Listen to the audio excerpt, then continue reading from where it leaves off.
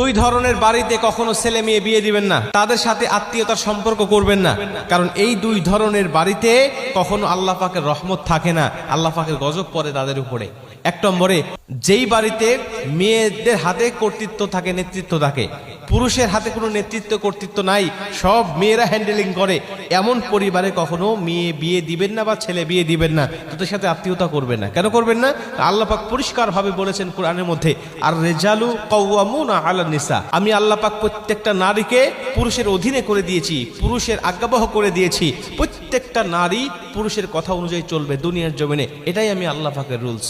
কিন্তু যদি আপনি দেখেন না, পুরুষ চুপ, পুরুষকে কথা বলতে দেয় না, একেবারে স্তব্ধ করে রেখেছে, আর সব কাজ করতেছে মেয়েরা বা ওই স্ত্রীরা, তাহলে ওই বাড়িতে সম্পর্ক করবেন না।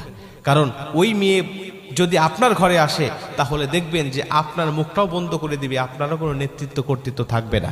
দেখবেন অনেক জায়গায় মেয়ে দেখতে গেলে বা ছেলে দেখতে গেলে ওই বাড়িতে দেখবেন যে পুরুষ চুপ করে থাকে, পুরুষের কোনো কথাই নেই, সব মেয়েরা আগে আগে কথা বলছে, তার মানে বুঝবেন যে ওই বাড়িতে সমস্যা আছে।